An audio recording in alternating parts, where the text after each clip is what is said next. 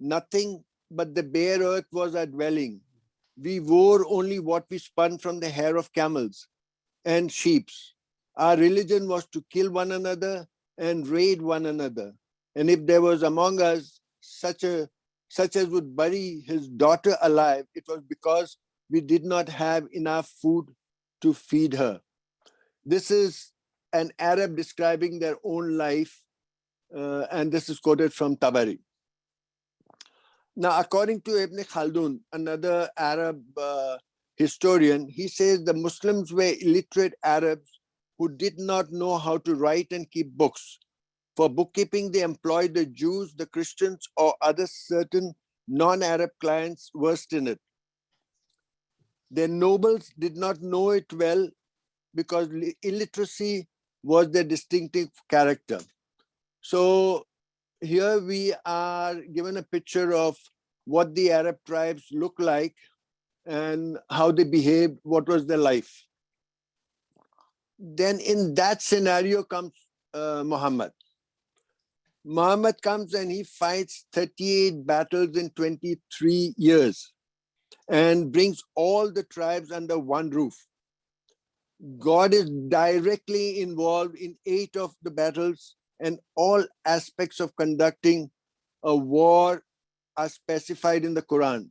The Quran tells you how to line up the soldiers, how to fight, how to kill the enemy by striking on the neck.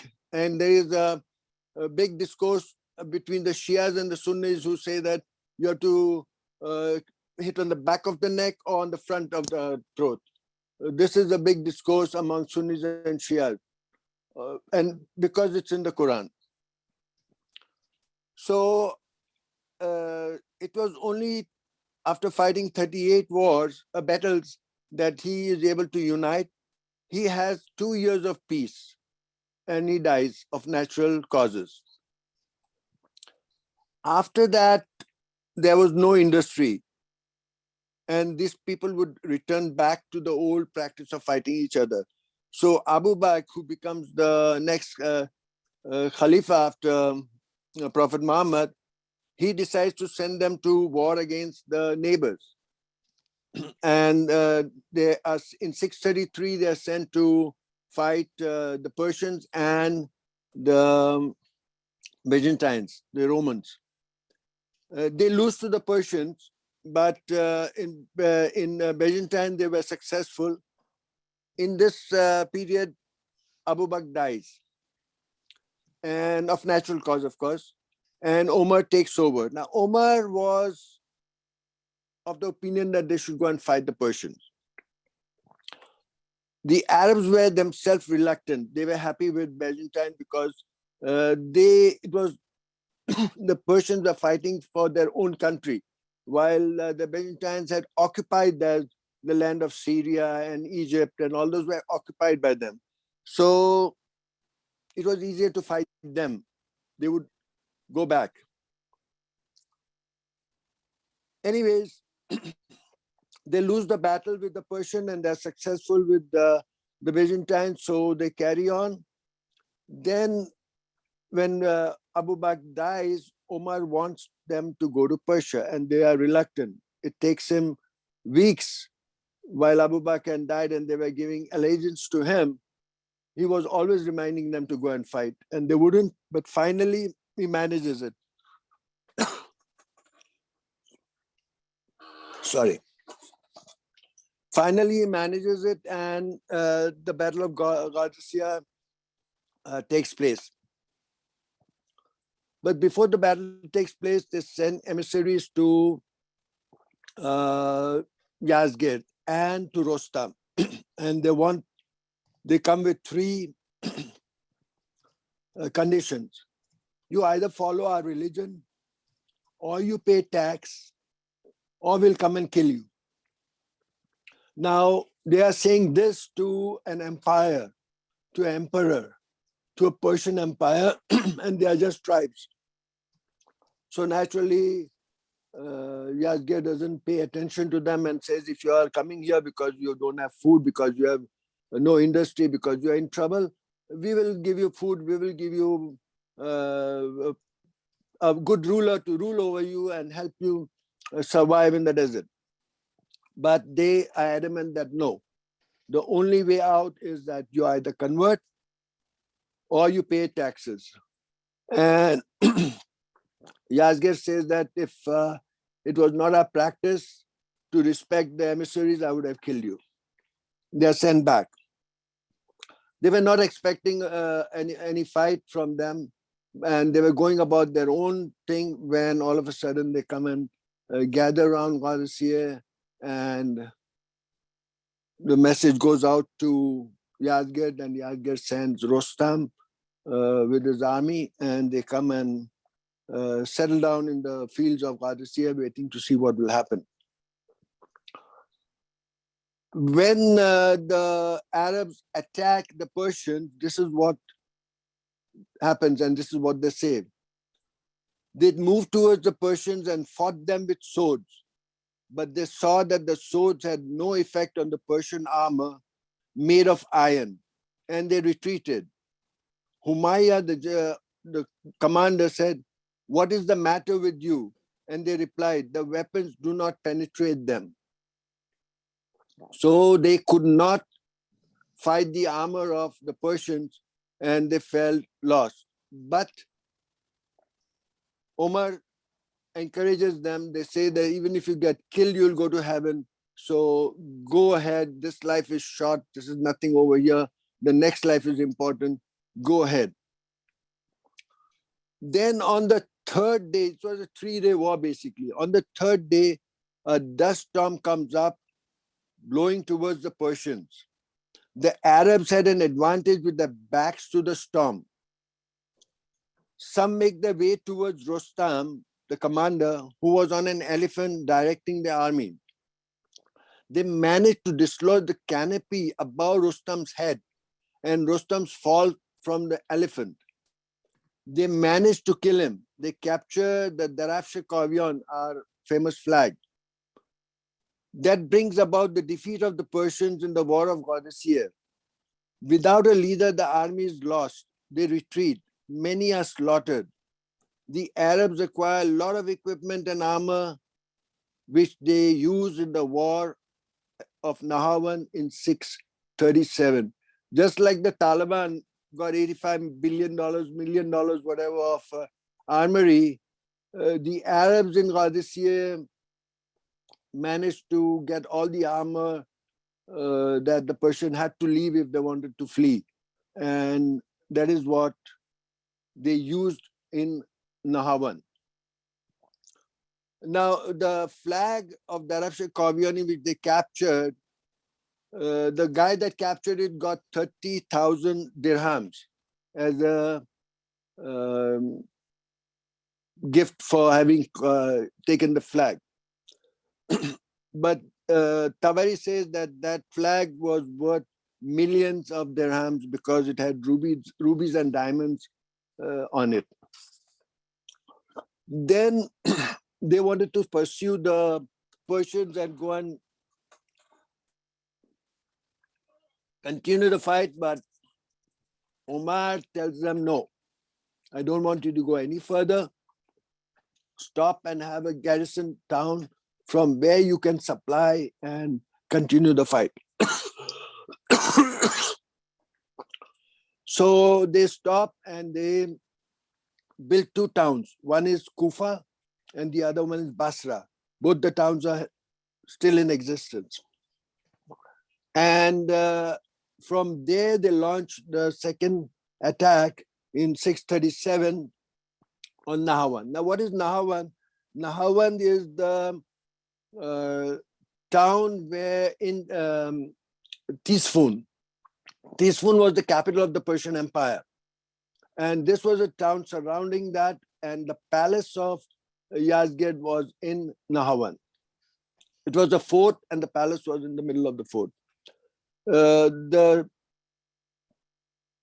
Arabs surround that fort, and there are constant fights. But after 3 days, Yazgir, for some reason, decides to take his army and move out. He leaves a small garrison to fight the Arabs and keep them busy and he goes away with his main army. After a couple of days of more fight, the Arabs managed to enter the fort from some weak point. And when they go in, they say that there's not many, they kill all the soldiers to the last person. Just a couple are able to survive and flee. And they get all the booties that were in the palace. They destroy everything, take everything away, share it between themselves. And they find a carpet, which Tabari says it was 60 by 60 cubits.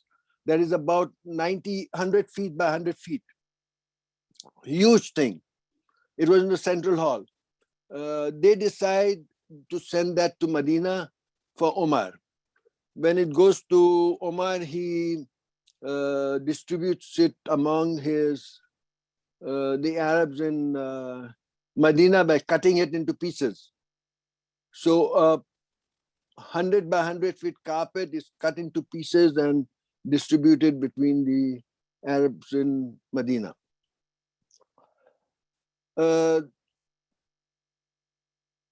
So after that, they go out and kill anyone. There was an order by one of the generals that whoever Persian you see, just kill them. And they killed anyone they saw outside. And the Battle of Nahawand is lost. The king is on his way out of that area, and it opens up the road to Hamadan and to the Kurds, to Kurdistan.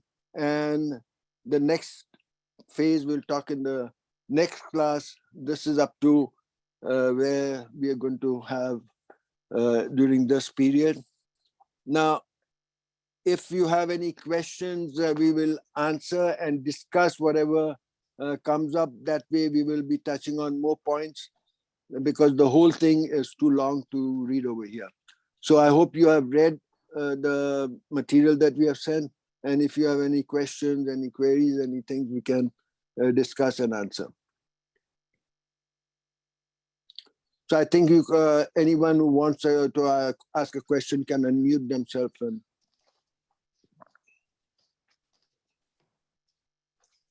I have a question, Fariburs and Mayar. Yeah. Thank you very much. Very informative. I'm just curious, during the Sassanian times, you mentioned about the Avestan language, which is an oral language. And based on in Pahlavi alphabet, they kind of put everything together in script, in books and everything, because it is my understanding that there was a revival of a lot of our scriptures during the Sassanian times. Would you be able to elaborate a little bit about that, the language? I'm a little confused. Fariburs, you want to take it or you want me to? You can do it. So, Mark, if I understand you correctly, you're asking how did the Avestan language come from the Pahlavi language? Right. Basically, that's what you're asking. Correct. The straight and the honest answer is I'm not a Pahlavi scholar, don't know Pahlavi, not by no Avesta, so I couldn't answer that question, but I can give you a historical account. So what they did was, and this is from Mary Boyce and many other scholars, what they did was they took the Pahlavi words or the alphabet, and they looked at what was the words in the Avestan that it was a spoken language, the oral language. So they kind of put the two together and developed or created. It's basically a creation of the Avestan language. I don't have an in-depth answer for you. It's a good question, but unfortunately, not being knowledgeable about Pahlavi or Avestan, I cannot give you a very definitive answer. Sorry. Can I add something over here? Please. Pahlavi was a different language. It was different from Avesta, and it was developed during the Parthian times. Pahlavi is from the Parthians, and it stayed with us till till now. Avestan was not spoken even during the time of Cyrus the Great. But because they were in poetic forms, they were memorized and they were kept. And today we know that, at least as far as the Gathas is concerned, it is different from the rest of the Avesta because it's an older language. That itself proves that it has remained with us in the original form, because scholars can recognize the difference and say that it's an older language. Then in the in the Sassanian times, they developed the Din Dabire script, which is very powerful in noting all the sounds that you can create. And that is how the Avesta was written, and we still have that alphabet. We can still read it, and that is how they kept all the sounds in the proper manner so that we can recognize each of the words. So that's how we have the Avesta that we have today. And Pahlavi by itself has its own books that were written during the Sassanian and after the Sassanian during the Islamic period.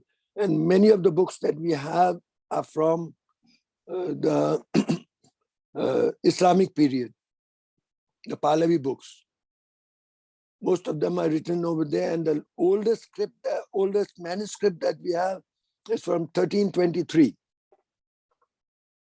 not from the Sassanian era. Karishma asked a very interesting question, which merits an answer, and I've given a very brief response to her question. It's a very good question, and it's an important question. So what I'm going to do, Karishma, I'm going to read to you from Keki Bodh's book, Zoroastrianism, Mother of All World Religions. So hear me out. Okay. Maria, would you Yes. like to read out the question you're answering, please? Because sorry. Okay. Yeah. Well, good point. Thank you. You asked, do we have any evidence of the changes in the practice of Zoroastrianism precepts with each of these historical changes mentioned in Iranian history? And as my response was, yes, we have historical evidence. Dhala, Dastur Dhala, Ilya Gershevich, who was a professor at your alma mater. So yeah, we have some good information. Okay, so let's read what Keki Bodh has to say. He's also the good news and now the bad news. The bad news was that the long slide from the purity of Zarathustra's own theology, which had flourished in the centuries after his death, continued its downward trajectory in the Persian Empire. The culprits were once again the Magi priests. The priesthood was steeped in ignorance. The Magi gained such an influence that they even had a seat on the Council of State. Not only did the Magi encourage the worship of Avra Mazda as a person, but they also elevated Mitra, Anaita, Spentaminio, and even Vahumana, the good mind, as gods. And not to toot my own horn, but I have an article coming out in the coming issue of Fazana on this very subject. So if you subscribe to it, great. If you don't, I'll send you the article.